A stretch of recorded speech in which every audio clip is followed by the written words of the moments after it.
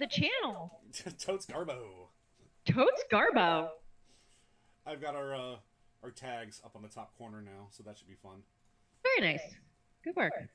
Welcome back, everybody, to the Idiots with Mike stream. I'm your lead idiots, the man of 1004 streams, Tyrell Ninja, like that popular streamer Ninja. Nice. Yeah, that's a bad joke. My co-host today. That's me. Yes, that Here was I my, am. I was throwing it over to you to Yes. introduce yourself. I don't. Yeah. We're real good at I'm this. Faith. Yeah, I am not great at introductions, but yes, I am Faith. It is a great pleasure to be here. What are we talking about today? Oh, we got a few things I want to chat about. A little chit-chatteroo. I wish I would have gotten myself another glass of wine before I hit the record button. But, hey, what are you going to do? That'll only enhance things. Oh, I'm yeah. sure of it. What are you going to do if you're not drinking on stream? Come on.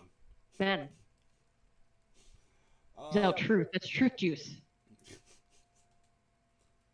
You gotta speak truth to power. I read that somewhere. I read a lot of things a lot of places. Today we're going to talk about... I want to touch a little bit on the Elimination Chamber. WWE's most recent event. I want to talk about why I look like such garbage on my microphone. My camera here. I'm going to move that away a little bit, maybe. And I didn't watch the last AEW show. If you want to talk about that a little bit, I'd be down for that. And then we have a very exciting conversation about something that's very close to my heart. Teen sex comedies. So... Where to even begin? Casserole of nonsense. Yeah, that's... Oh, man, that's a great name for the show, too. Casserole of Nonsense. If you want to talk about AEW for a minute, I have not seen it, and I do want to give myself a quick refill. I'm not going to get too crazy, because I do have a long drive later, but I'll be right back.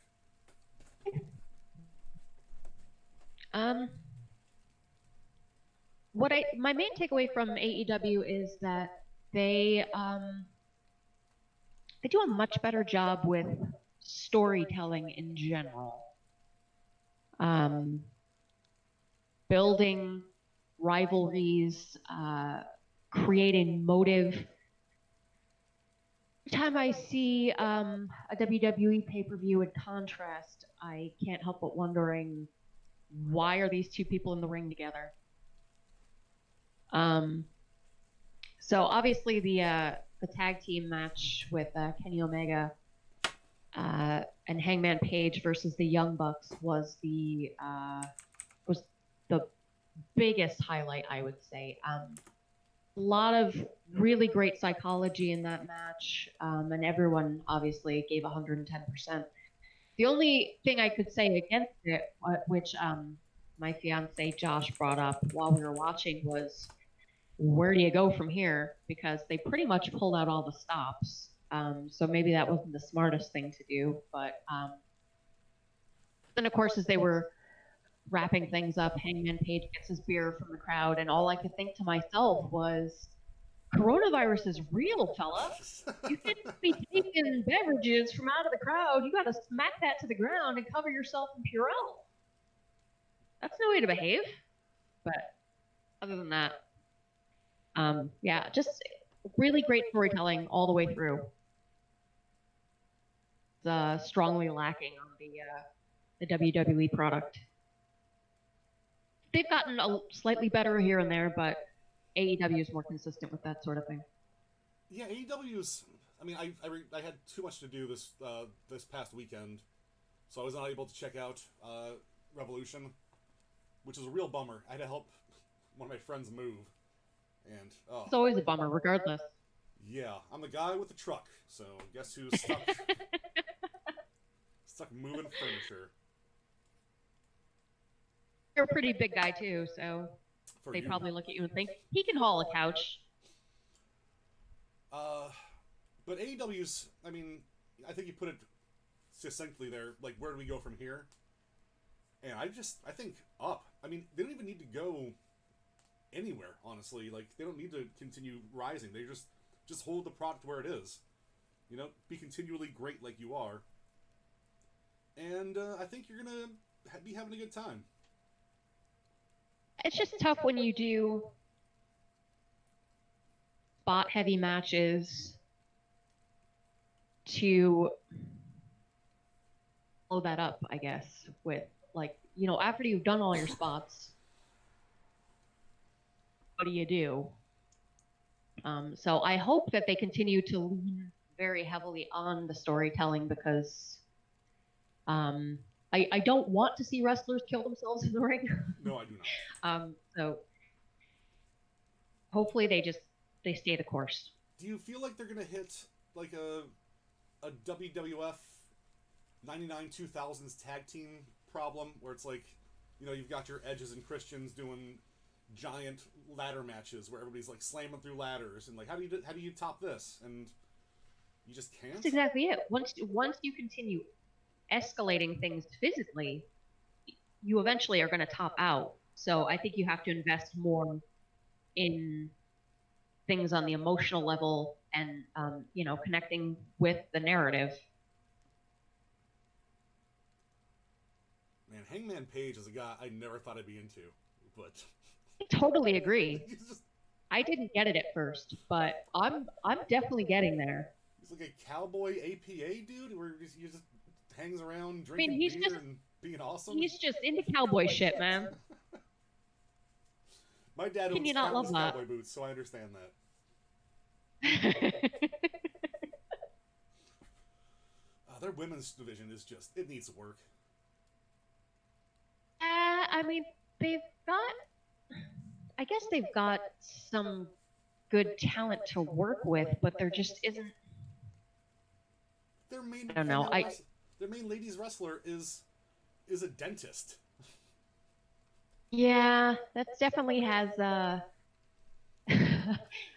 Who was it? Dr. Yankum? Oh, Dr. Isaac Yankum. Totally go that route. Why not? Just do the whole damn thing. Oh, and then she becomes Lady Kane. Exactly. How great would that be? So great. You listening, Cody? Yeah. You listening? We're gold, Just go Cody. full kook with it. That's what I want. Really, it lacks Zazz. They need to take it on the Zazz train to Zazz Town. Just zazz it up. Been saying it for years. Where's Zazz? Oh. Definitely agree. How was Orange Cassidy? Always a treasure. He's like, I mean, it was promised that he would actually try, and I think we've only really seen a fraction of what he's capable of, and that's why I love him. He's just laden with mystique, and it's over as fuck, and I'm so excited for it because he just shows up and everyone loses their shit.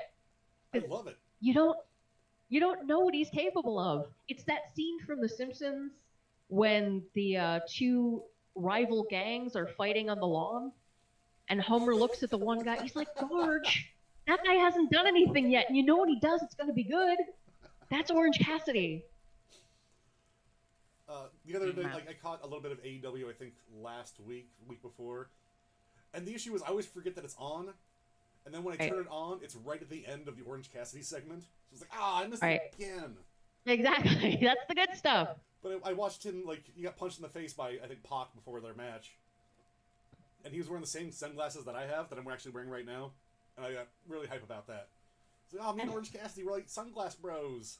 Exactly. You know what's up. But I feel like Orange Cassidy is, an anime protagonist. Okay. Where he's like... That's fair. He's just kind of living his life, and he doesn't want to go all out. It's like that the meme where it's like, forgive me, Master, I need to go all out just this once. That he can't go all out because he will just murder everyone in a 10-mile radius. So he has to contain his power. But man, the hands in pocket suicide dive is one of the best things in wrestling right now. It's so good. Oh, brilliant.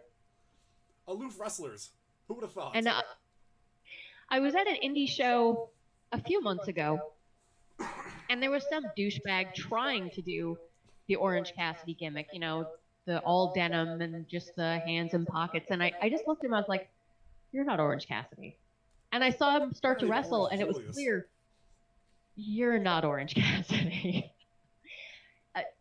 I don't, it's unfortunate that I don't think people even fully understand how good he is. And I'm just excited to see how they continue to use him because he's such a treasure. It's almost like a Finn Balor thing, where it's like everybody's Okay. hyped to see him all the time, and he's entertaining in the ring. Yep. But like when Orange Right. Cassidy tries, it's like Finn Balor become the demon. Okay. Right on. So you just get more excited. Yeah. Definitely. Man, how far Finn Balor's gone. Well, I don't know. I mean, granted, he's like, he's carrying NXT. Well, not really carrying it, but I understand why he's in NXT. But man, And dude, it's an easier schedule, so yeah, but he went from being world champion to NXT. shoulder injury really derailed him Yeah. in a really big way. And it is pretty sad because there's no telling what might have happened. I love Finn so much. Of course. So let's go from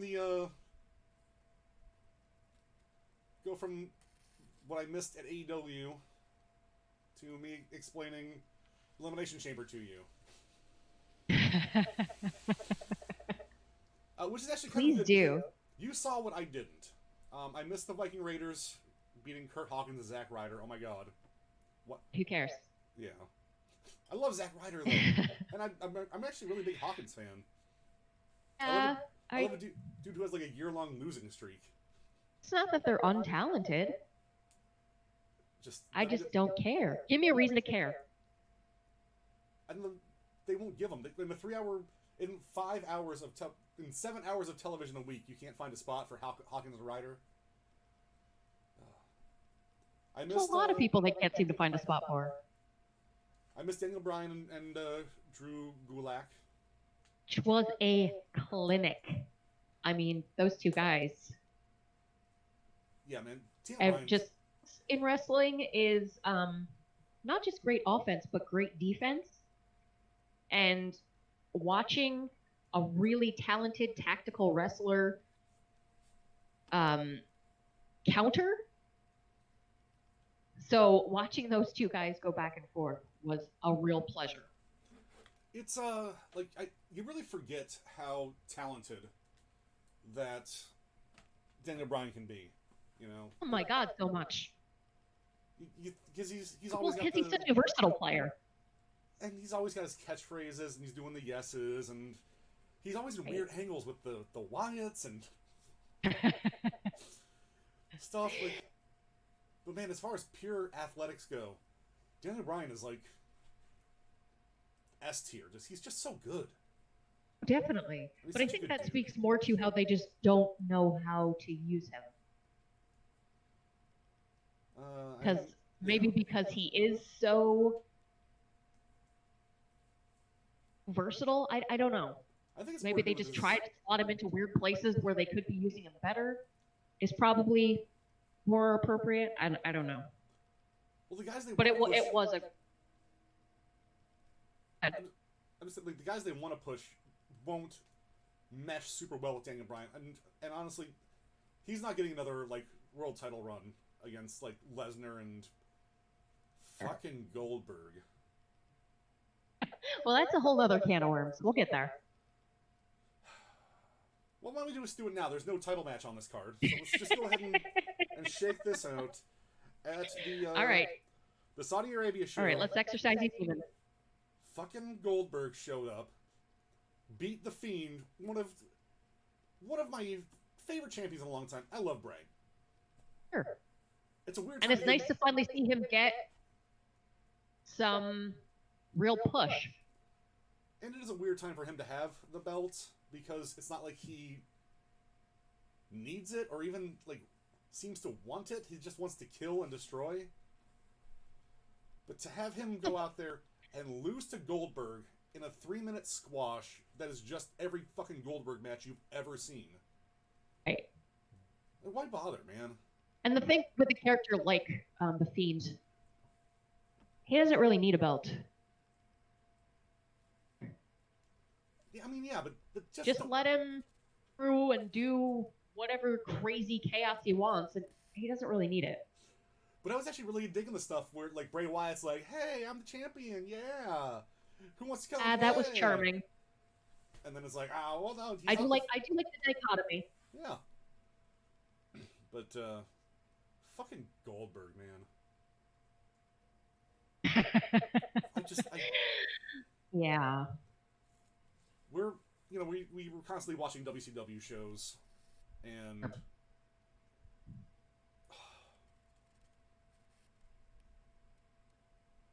I get some of it. Like, I understand I get the cool entrance with the smoke and the sparklers, and he breathes the smoke outwards, and he pops his son's shirt off because his son's ripped like him. But yeah, I'm not gonna say I get that. Everything I like about Goldberg is stuff that I've made up in my head about Goldberg. Like, it's me watching a show because my headcanon is more important to me than what's actually happening. And then when I see what's actually happening, I want to cancel my subscription.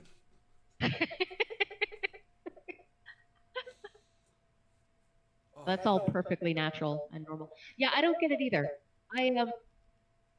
I understand with something like a Saudi show, that's a particular audience. They're paying a large sum of money. They want to see what they want to see, so that's what you give them. But I don't know of anyone clamoring in the general audience for Goldberg to do anything at this point. So I don't understand. Like, it's pretty standard at this point for the Undertaker to have a WrestleMania. Whether or not, I mean, that's necessary at this point is debatable, but at least there's precedent. I don't understand shoehorning Goldberg into anything for any reason.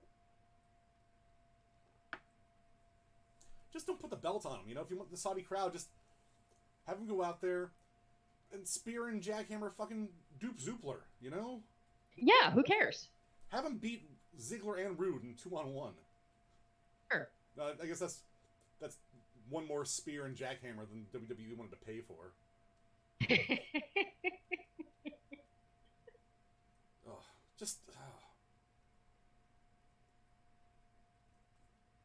don't get it either. I would love to explain the thinking there, but I don't get it. Really not going to make me want to tune in. I think the WWE is actively, like, forcing their fans to stop watching. I guess they're just like they're like gaslighting their fans. Where it's like, oh, you think you got better in AEW? Oh, you think it's better over there? Well, go then. Go on. Oh, they're trying to reverse psychology. Yeah, see if I care. All right. You like the Fiend? Oh, how much you like Goldberg? Are they like a shitty girlfriend? I don't understand. Yeah, that's exactly what it is. WWE is the girl who you're like half dating, who's like picking fights with dudes at a bar, and you're like, come on, babe, we gotta go. It's like, no. If you love me, you will fight Goldberg. Man, fuck that bitch. But at the same time, like, all your friends, like, you're all friends, so like Sami Zayn's there, and you're all friends together, and you don't know whose side they're gonna take if you leave, or if you're ever gonna see him again. Right. Yeah, no, that's a really good point. There's a lot of really great talent there. I just hate the ones they're pushing. Match number 3 got Andrade with Zelina Vega defeating Humberto Carrillo. Andrade is always a treasure. I have no interest whatsoever in Humberto. Yeah, I don't get it. I understand he's very talented in the ring, I suppose, but he has no personality. I don't care. People can only get you so far. Yes. Jinx. Shit. Andrade's just... I've been a fan of him since his NXT days. He's fantastic. I miss the CN gimmick where he's Mr. 100, but... And, he's got all that great sleazy Latin charm that just screams, "I am a talented heel, and there's nothing you can do about it." It's And I it's love it. he's got a definite Scott Hall vibe, Sure, which is a good vibe to have. absolutely, And also Zelina Vega is also nice to have. of course. She is really well in her role, and I wish that there were more of that. That just yappy little manager types. We need more Jimmy Harts nowadays. Well, I honestly, when Enzo and Cass, when they were being shot to the moon, I thought that that's where Enzo was going to wind up. I thought he was going to be this generation's Jimmy Hart, and I was really excited for it. And then it was like, oh no, wait, he believes his own bullshit. How sad. And now he's off rapping somewhere. I saw him at a local indie show last year, and I still like Enzo. I do. I mean, Gross. you can say what you want. I will. The charges levied against him were found to be false. The biggest thing that he did that was wrong would be a dick, which what wrestler isn't? No, I don't. I don't even. I mean, I know that a lot of the allegations against him amounted to nothing, but I also understand he's just really up his own ass, and I can't. I think being in the indies and like getting ousted from the WWE has humbled him a bunch. Because I saw him. Hope so. I saw him at World of Hurt, and he was a delight. I'm glad to hear that because, like I said, I really thought that he would be that mouth of the South for us. Only from the East, I guess. That's where he claims to be from. The Beast from the East. Eee. That doesn't roll off the tongue like mouth of the South. Also makes him sound like he's from like China. Okay, yeah, good call. We'll work on that one. Okay. Yeah, it's a good start. Called dogs. Dogs Change for that. dogs. That's not good to me. That's a bit that I never get tired of. Work on that name too, because it's not very good. Next was the tag team elimination chamber match, which, man, go out of your way to watch. This thing is great. Okay, now on paper, it was just fucking bananas. Oh, the match itself was bananas. There's no... It's... So, like, I think it was like 2 or 3 years ago, there was the Elimination Chamber match. It was, Sheamus, Mark Henry, Dupe Zoopler, and, like... Wade Barrett, was he in there? Maybe. Was that the one where everything went off the rails? Yes, and it was my favorite match of all time. My favorite one ever. Yes. Oh my god. They're all just standing there staring at each other. Yeah, all confused and frightened. Like Mark Henry's pod busted open, and everybody's like, oh. "No, you stay in there. Stay there. Don't come out yet." And he's just like, "Come out? Okay." It's like, "No, God, what are you doing?" And you hear Dupe Zoopler start shouting things at the confused wrestlers. He's just John Cena-ing everything, just like calling spots. You fight him, I'll fight him. Mark Henry disappears for a bit, and we make and we made the joke that he's climbing up the top of the cage like a triple cat. I will never forget that match as long as I live. It's amazing. But no, like right when I turned on the show, I saw Lince Dorado do the fucking Mark Henry Jungle Cat spot where he climbed to the top of the cage and then fell in a bunch of dudes. And then Otis did the Samoa Joe walk away, just like, "Nah, I'm not catching this motherfucker."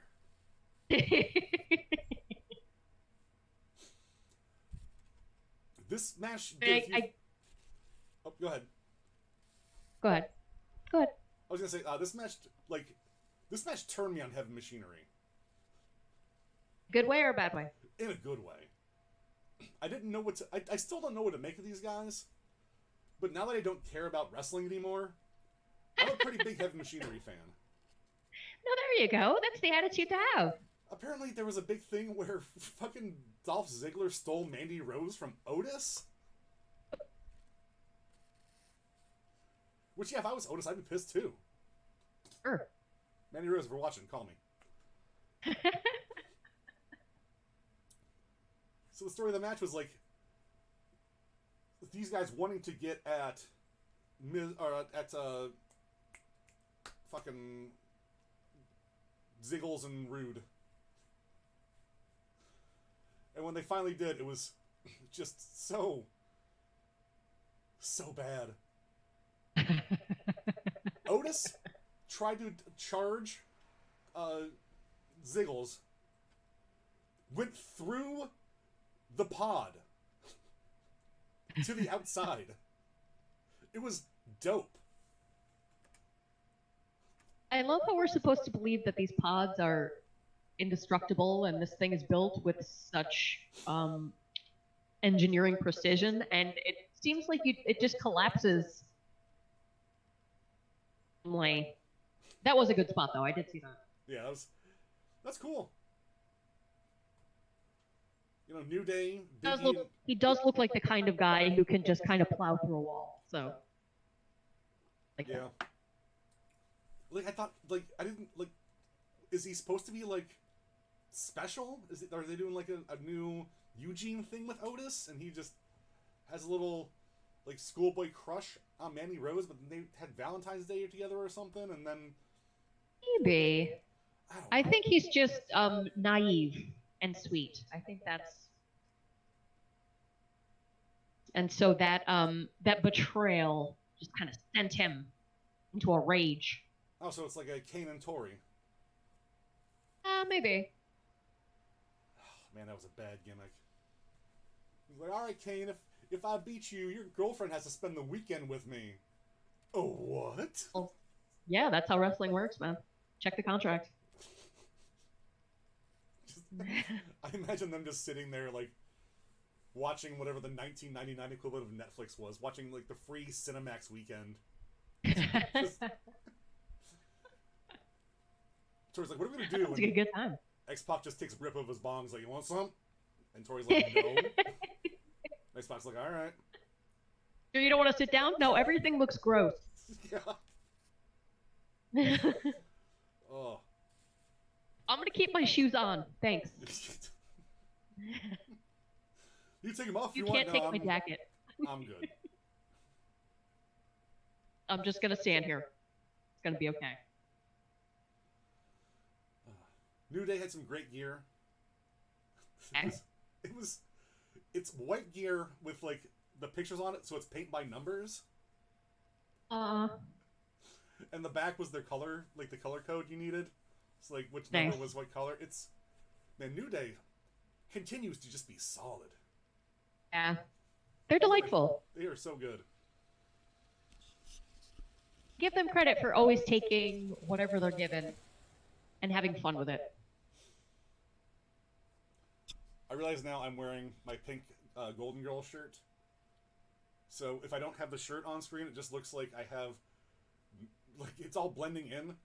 So it looks like Betty White's hair is my chest hair. I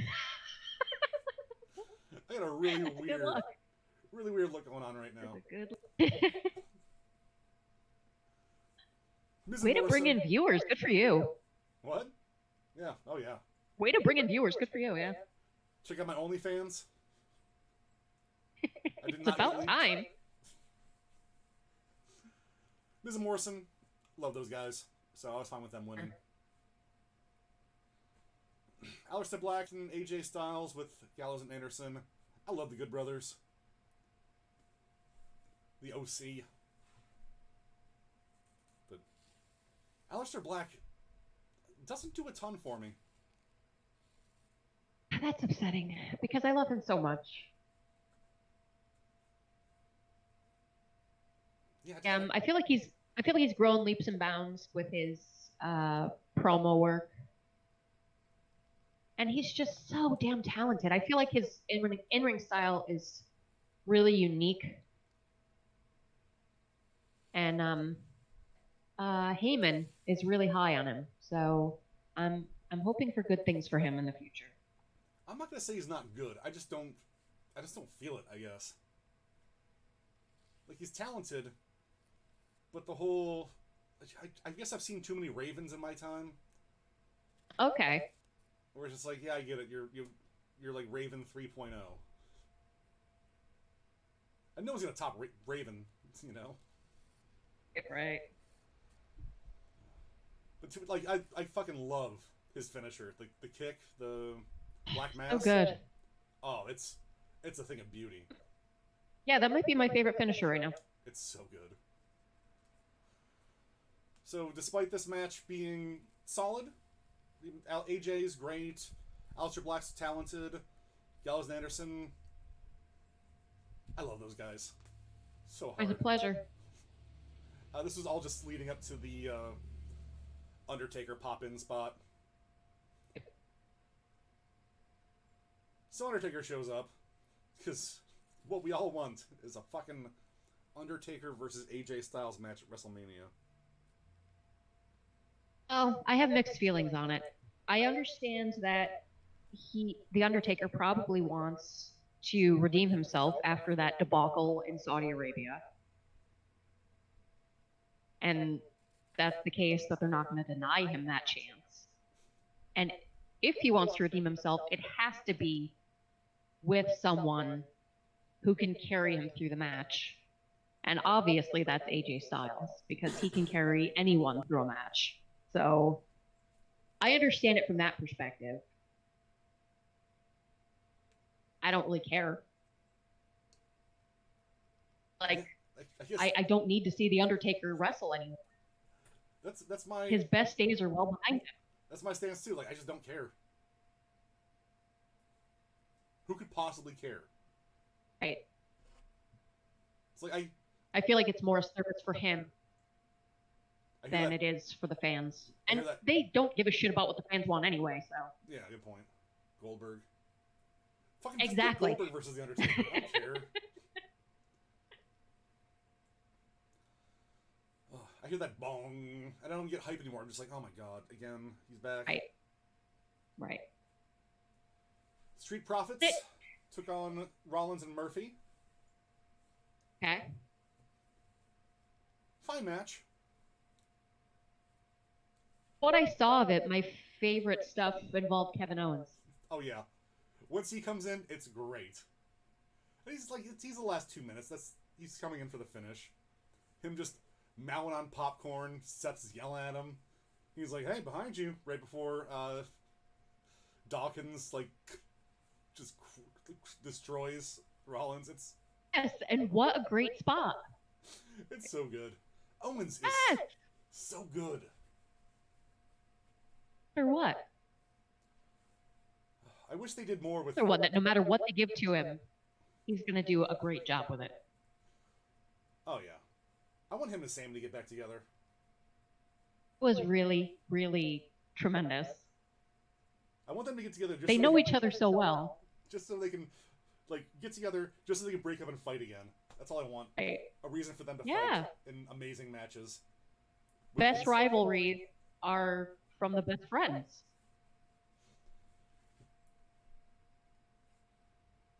Street Profits, I dig. Interesting thing I saw, one of my followers on Twitter,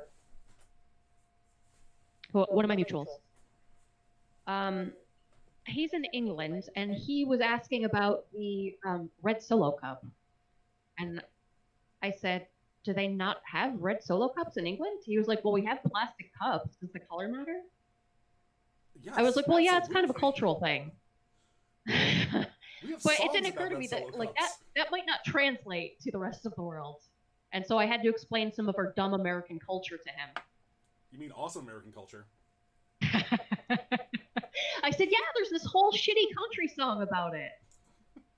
There's numerous songs about Red Solo Cups. The whole thing. Yeah. but he's got like the little solo cups on the chain that he's got, and everybody in the crowd Right. had him. It was like, man, that's some great gimmick right there. That's some great work. It absolutely is. I didn't realize that that might not translate outside of America because I guess that's just not a thing in other places. First off, there's no outside of America. Okay. The Earth is flat, and it's just America. I would say at least half of my wrestling mutuals on Twitter are from England. You have a weird amount of like follows that are English too. There's a really big audience there. Not to mention, we have the podcast But- has such a weird downloads. Like Japanese listeners, it's Very nice. All right. yeah, it's a weird one. I check it right now, but I'm streaming my screen, so I don't want to do that. Yeah, no, that was just a weird little idiosyncrasy that didn't occur to me because I think that is great and it was so organic and the fans glommed onto it so naturally. Oh, so good. It didn't occur to me that that was something that other people might not get. Just tell them to pour some perp drink in their orange, their solo cups. I mean, come on. What's not to get? Just pour out your brown sauce. You gotta get that scissor.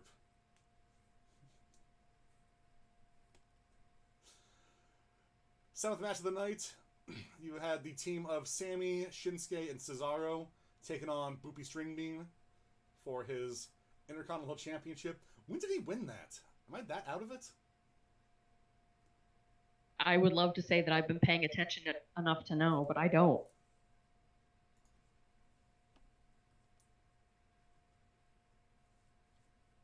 But yeah, it's Sami Zayn walks away as your IC champion, and man, if there's a dude who deserves it.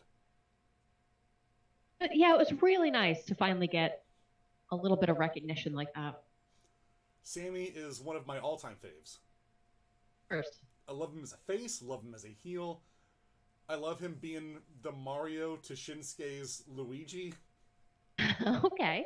Very nice. Yeah, all right. There's clips around where like Shinsuke's jumping around, like beating up dudes, and you just hear Sammy outside going, "Wahoo! Wee!"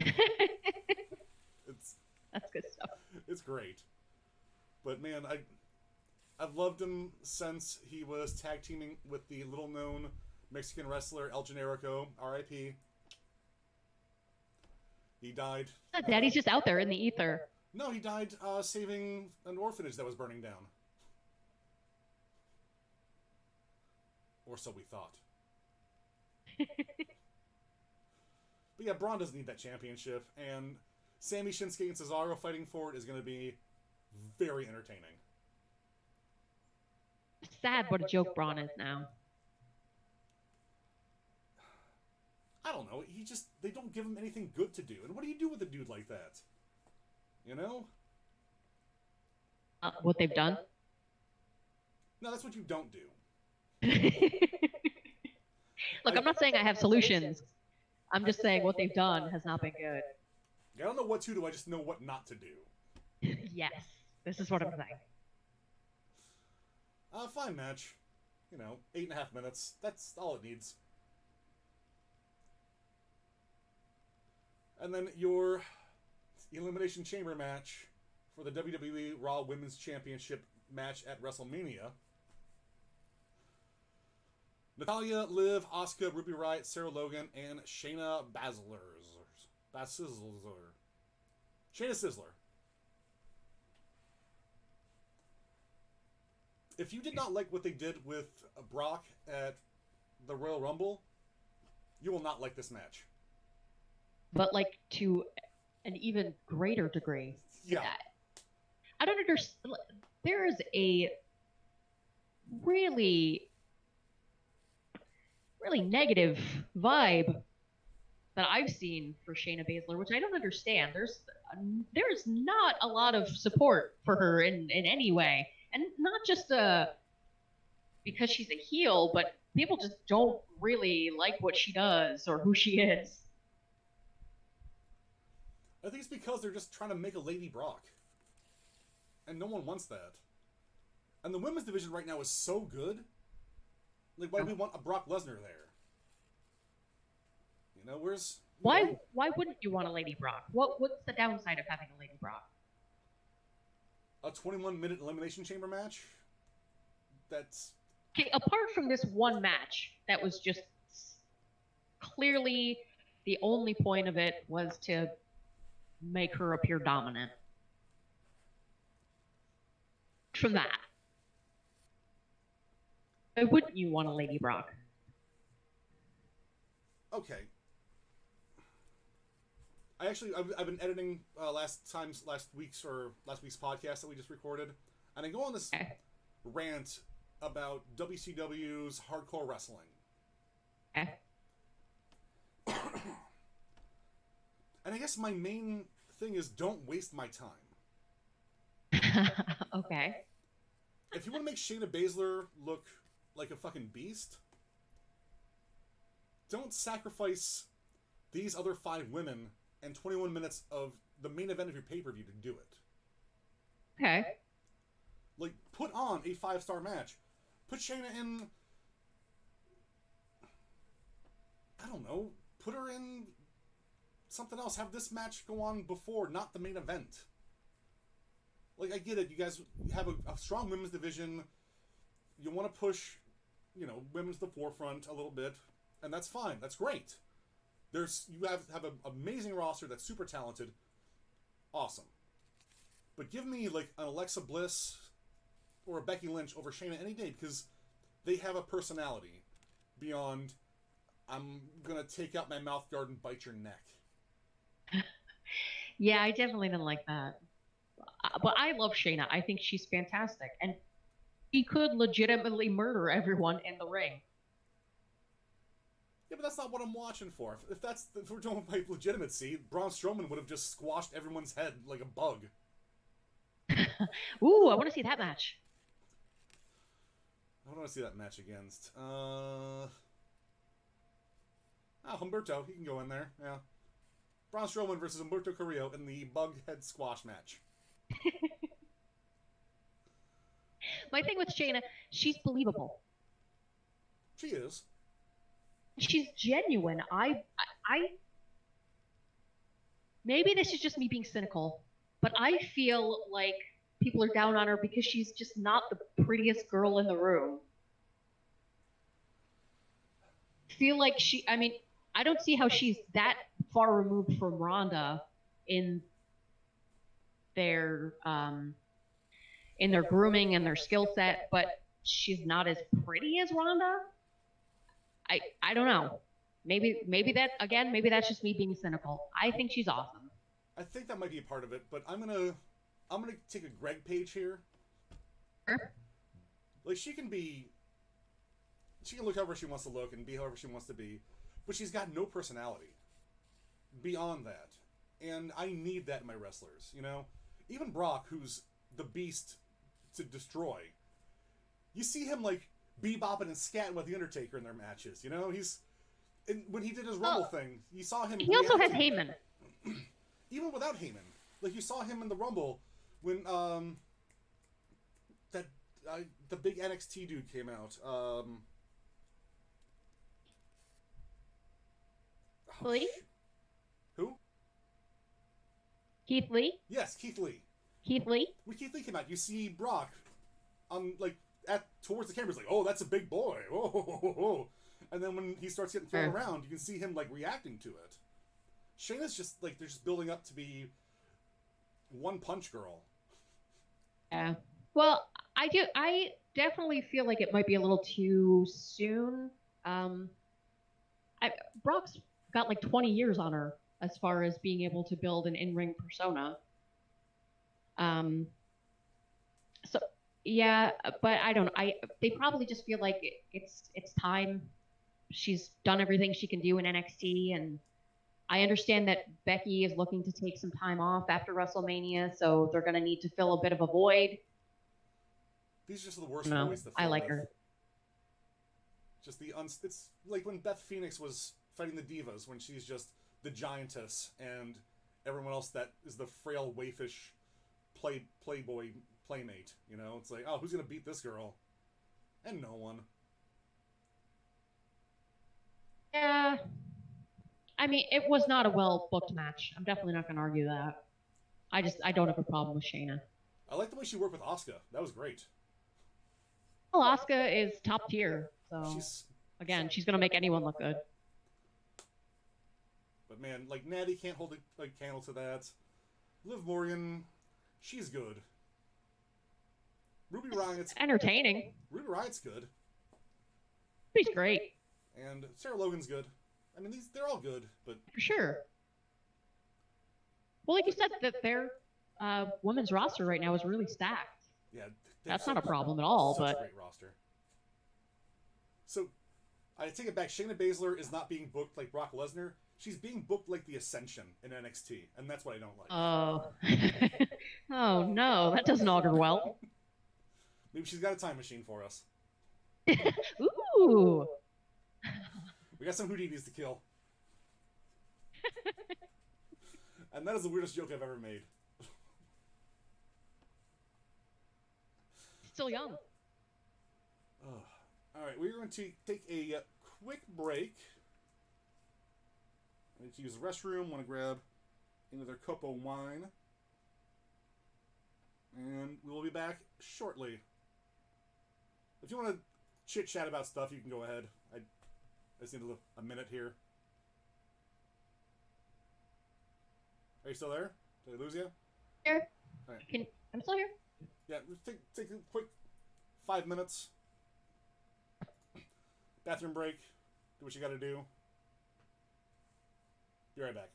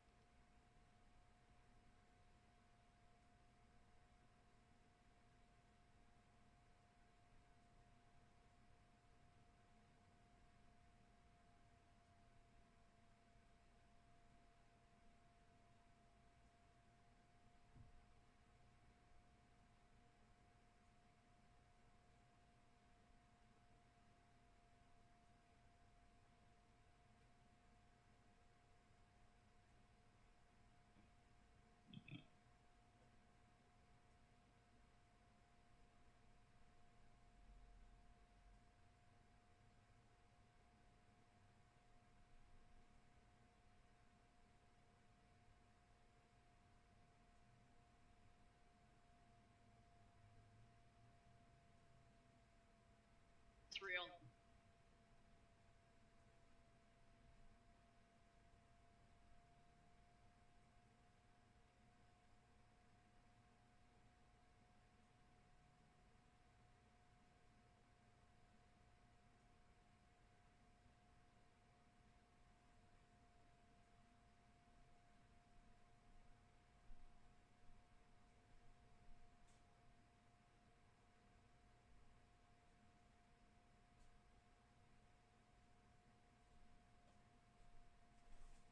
Coming back to the stream. Bow, bow, bow, coming back.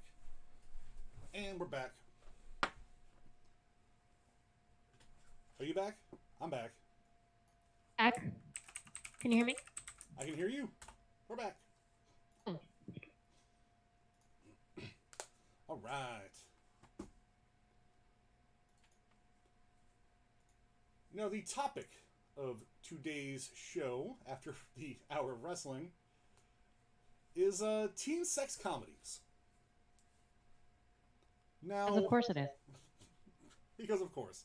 Because why not just train wreck that, just these two things together? Ooh, Trainwreck. That's another good title. Oh, that was already a title. Admit. Unless we do the worst podcast in the world thing where we just watch Amy Schumer's Trainwreck once a week and then podcast about it.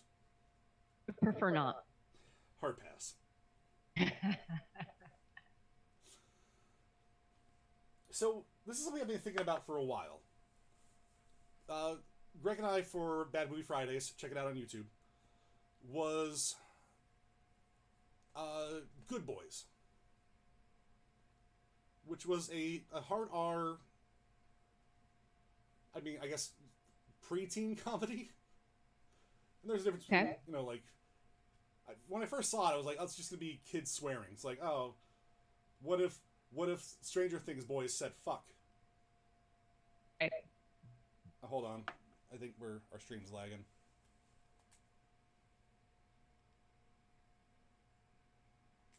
Oh, wow, we've got 17... Oh, no, it's probably just my PlayStation. I get real shit connection with this thing. But so, the idea that... Just like, oh, look at these kids saying funny things and talking like adults. But it was actually really charming, really funny, and something you don't see often anymore. You don't see R-rated comedies. You know? Because everything's so taboo nowadays. You want a broader audience. You want as broad an audience as you can get.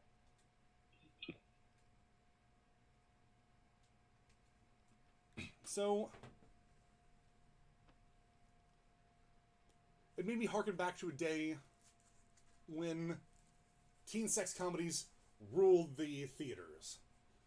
You know? Back to the 80s with, like, Porky's. Right. Well, that's kind of the quintessential teen sex comedy.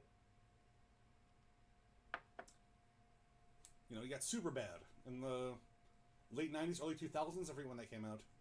No, mid-2000s. American Pie, even. You know? Sure. That was a whole franchise. Oh, yeah. And that... Man. And there's so many things I watch nowadays where it's like, man, they could not get away with any of this. I was watching Jay and Silent Bob Strike Back a while back. It's like, wow. I cannot believe he got away with this, and no one has called him out on it. Right. And I hate calling people out for clout because of stuff that happened, you know, years ago.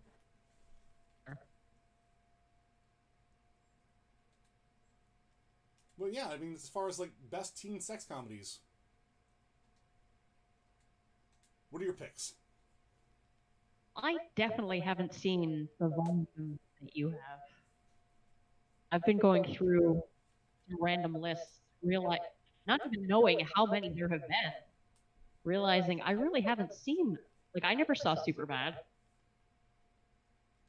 Really? Have included Wet Hot American Summer, which would have to be my pick because that's one of my favorite movies ever. That's amazing, but it's also yeah, like, that's more of a parody on sex comedies. Like, that's... Yeah, that's fair. Though it's in its own Ever right. saw any of the American Pie series? I never saw Superbad. I never saw um and there's like some big ones. I was like, wow, I've really not seen many. And then I've seen some weird pics on like I just saw a list with Amelie on it, and I thought that's not teen. Oh, Weird Science. That would be my pick. Oh, Weird Science is a good one. Sick. I'm gonna bump out Got a that couple. 80s charm. Oh yeah, I'm gonna throw out a couple here that you might miss.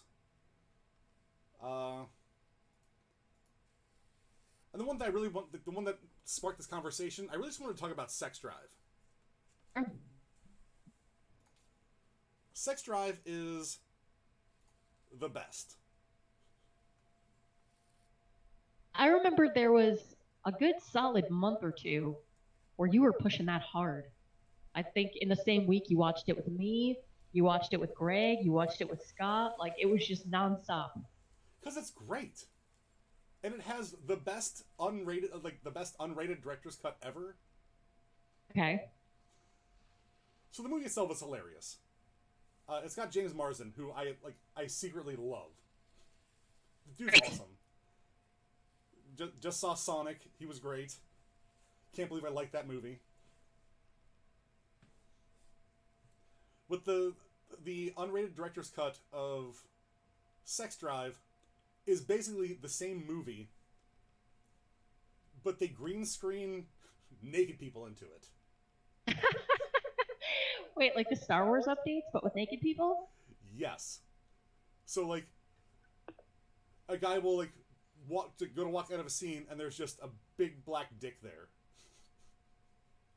I mean, what scene couldn't be enhanced by a big black dick? And they make it unrated. It's full frontal both sexes. But man, I mean, Clark Duke's awesome. Hey, Dwight. Seth Green's in there because he's in Oh yeah, everything. he's Amish. That's weird. Yeah. What has Josh Zuckerman been in? What's he up to? Ooh, Feast. Oh boy.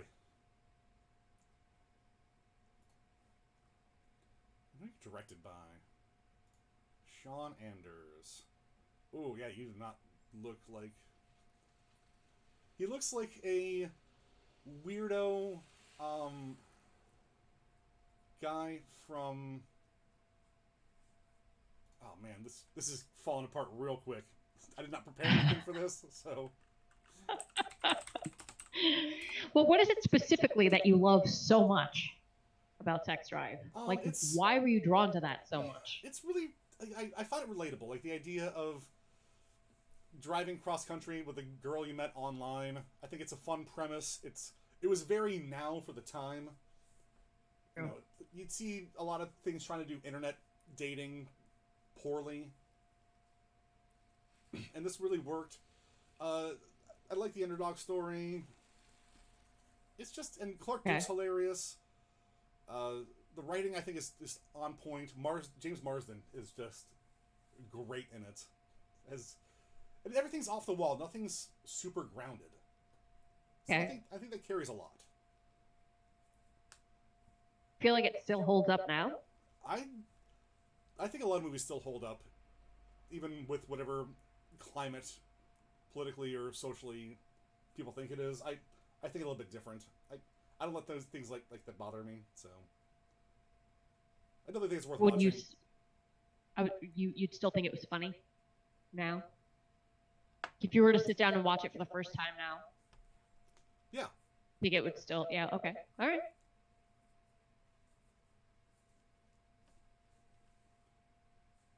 It's just like some things wouldn't hold up, like Euro Trip, a little bit weird. You know, Revenge of the Nerds, when the head nerd basically tricks the girl into letting him go down on her. Oh yeah, no. But then it's okay because she liked it. Maybe don't. But also, No. maybe you can enjoy things for the weird that it was, you know, as opposed to Sure. looking through everything through the lens of now. Sure. This is my kitty Bubby. You guys can see him. Hmm. The Brody monster.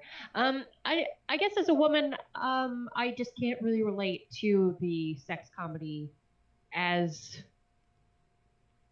ardently. I saw there were a couple in Oh, some random lists, like a one with Tatum O'Neal, when and Christy McNichol, where they're trying to lose their virginity at summer camp or something, and that was very groundbreaking at the time because there are so few from a woman's perspective. But you know, you got Easy A, I guess that's a teen sex comedy, and I don't know. I just feel like as a girl, it's probably not going to resonate as much with me. yeah, that's a good point. You know, and I hate to say it, but I didn't even think about that. That But yeah, that is a very good point. This maybe is more of a gendered genre. maybe I it might be specific to me, but Well, you are women, so I am woman. I can hear you roar. There was I'm every woman. It's all in me. I really hate that people can see me like fucking terribly typing on my computer when I do this. I think it was Aubrey Plaza had a actually really good female List. lady sex comedy. Yeah, the List. list. Yeah, which I enjoyed. I thought it was fun. Great. Ingrid Goes West though, that was a great movie. You know, there's definitely peppered in here and there some female perspectives, but I think it's pretty much male dominated. Okay, so on the flip flop of what you asked me, like when I showed you Sex Drive, did you find it funny, or is it more like oh I this is boy is it just boy humor? I think I at the time I was thinking, why is he so into this? I mean, it was fine.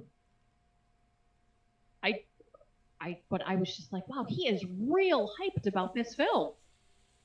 And it didn't resonate with me the same way that it did with you. Okay, all right. I So I so like James Marsden. I thought he was great as the older brother bully. That's a great archetype, and I thought he nailed it. so I guess this friendship's over really There were quick. All right, so that'll be it for podcast. there's definitely good funny stuff in there. I just it didn't strike me to my core. And I get that. I know like I love MacGruber. I think the movie's great. My love of MacGruber has ended at least 2 marriages. I remember sitting down, like, visiting Greg when he was with his wife in Baltimore. It's like, oh man, MacGruber's out, we gotta watch it. And we sat down and was like, huh? Huh? And then Greg and his ex wife didn't talk for like a week after I Oh, left. yeah, you had so much power. I am Tyrell, the destroyer of marriages. I mean, she made me watch Sex and the City too. So if that makes you feel any better. It does not. It doesn't matter. I guess the point of that is we're all suffering. I guess That's where they go to. life is pain and we're all suffering. That's where they go to Saudi Arabia, right? Yes, Life is we're pain. in some sort of desert.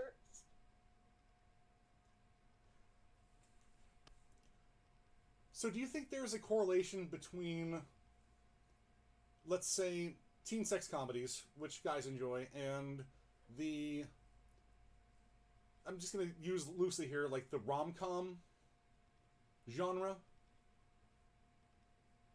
where you've got Katherine Heigl, and she's a working woman, and she don't have time for no man, but oh man, turns out this pizza delivery guy just keeps on showing up at her house. But It actually sounds more like a porn premise. okay, well maybe he's not a pizza delivery guy. Maybe he's actually a cartoonist, but he's only doing Uber Eats on the side. I don't know. No, it still feels like modern porn. And he also has a coronavirus. All right. Yes, now it feels real. All right, finally got there. I guess that's probably a good correlation. I don't really get rom-coms either, though, so maybe I'm not the best female to ask. I find those largely obnoxious They can be.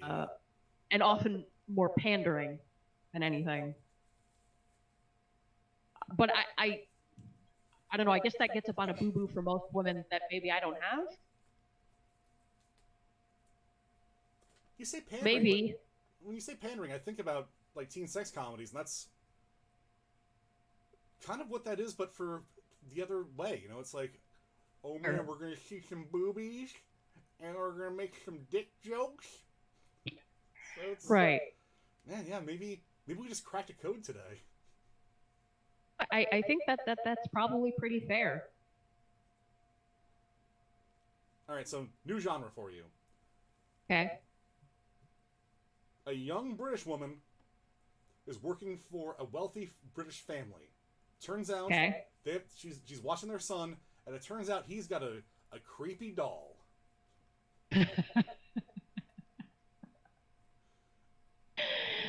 Oh, yeah, we saw a trailer for that one, didn't we?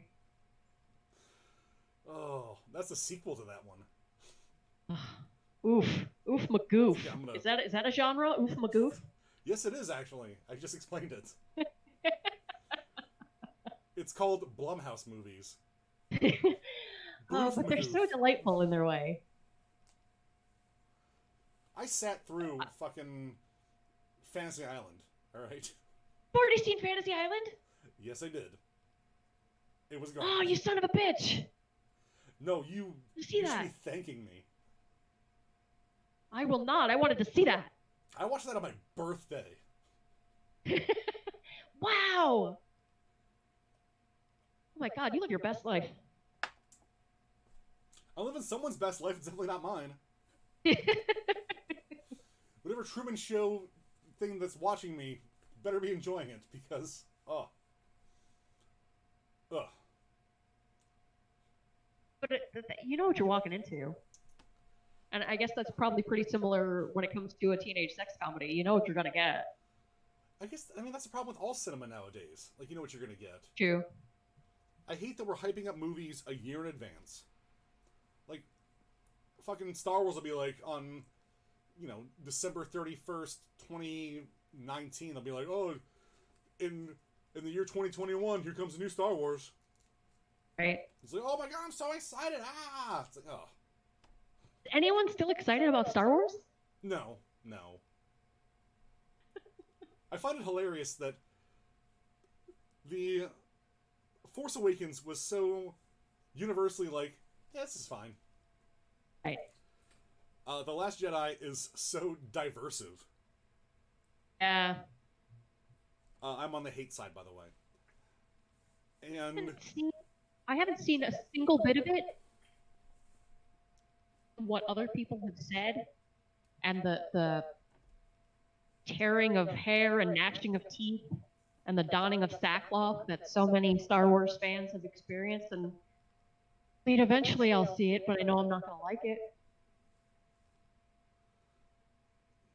Here's my advice to you. Just don't. No, you don't need to. Oh. Just leave it out. Okay. Maybe a little bit of self-care. Like, to get myself into The Rise of Skywalker, I actually listened to people talk about the leaks that were coming out. And then when those people talked about the movie when it came out, were like, oh my god, the leaks are real. I was like, if you don't care, it might be enjoyable. And that's what I feel like the Disney Star Wars was. It's like, we want to make Star Wars for people who do not care. It's like, oh, I never liked Star Wars before, but That's so bleak. this Last Jedi, oh, it's a good movie. It's like, no, it's not. It's terrible. It spits in the face of everything that we know about Star Wars. Yeah, well, you just hate women. No, that's an aside. Yeah, that has nothing to do with my how I feel about Star Wars. Those two things are independent of each other. Thank you, sir. I hate how divisive it's been. I'll say for a teen sex comedy, it is nice to have films that you can just put on. Not have to think too much. Maybe you get a good dick joke. Friends. Has there been Like that sort of thing in my movie. Has there been any movie that you've tried to rewatch, like after you've seen it in a while, and that just made you completely cringe and wonder what you were thinking? More time? So, recently I went to go rewatch Scott Pilgrim, a movie that I loved when it came out. Okay. And I could not. Really? Yeah. I don't know, it's just me growing as a person and realizing that Scott's kind of a dickhead. It's like, dude, just break up with your fucking high school girlfriend and then date this girl. It's like... Right. But when I was, I think that's supposed to be the takeaway you get immediately. Yeah, but it's more of like when I was in my mid-20s, it was like, oh, this is like a charming little, like, oh man, oh, I can't believe you do that. I was just like, dude, just grow up. Right. So I was curious if you thought that Sex Drive still held up, because obviously some things don't when we look at them through new eyes or more aged, more enwizened eyes. I'm sure there's cringe there, but I never, as much as I love Sex Drive, it's still just a dumb comedy and not something that I, like, worshipped, you know, like, Scott Pilgrim was something that I was all about. Sure. Sex Drive, no matter what it is, I'll still enjoy parts of it, because regardless of the sex jokes, I think there's a lot of good moments in there. You know, I think, like, Marsden, like, jumping off his bike and letting it skid down the road as he, like, goes in the garage and see his car's not there. He is a real delight in that film, isn't he? Yeah. But no, and even, you know, like, Jay and Silent Bob Strike Back, which I watched, I still enjoyed it. Sure. But through my eyes, it's still the same movie, and I don't, the jokes don't bother me, you know? Right. Like, when they come out of the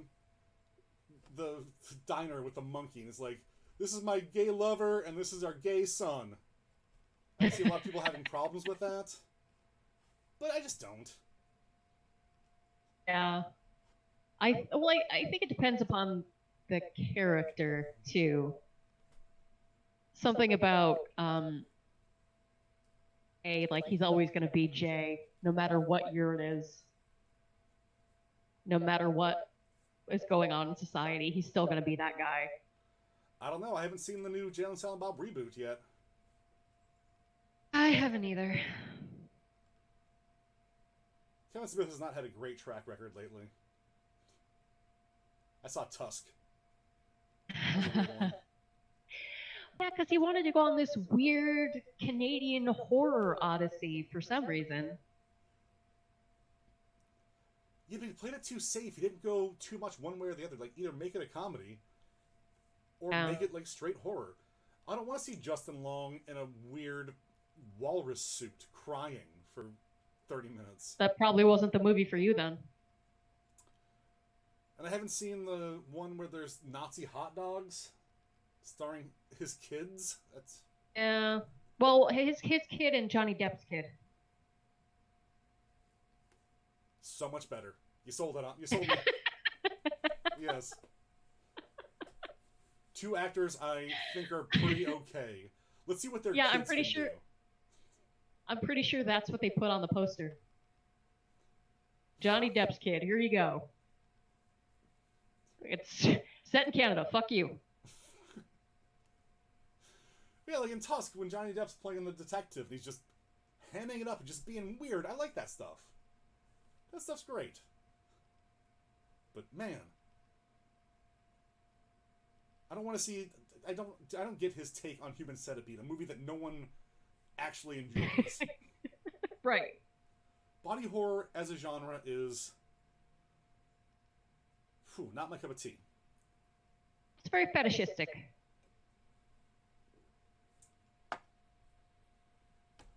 Like you should have to take some sort of psychological screening.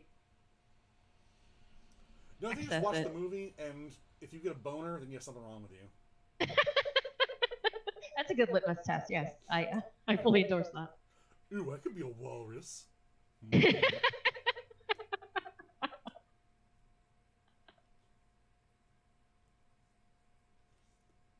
to ruin walrus is Kevin Smith. Yeah. Fucking hack. But no, I'm really excited to see what happens with Clerks 3. Oh, you're not watching the stream, so you can't see me making a jerk-off motion with my hand. Yeah, sorry. I'm making a jerk-off motion hear it with in your my hand. voice. Yeah. Ugh. So any final takes on teen sex comedies, walrus fetishes, AEW, WWE, rom-coms, Tom Hanks, Wilson the volleyball? I think sex comedies are maybe an important part of an adolescent male's upbringing. Because they probably address a lot of things that out or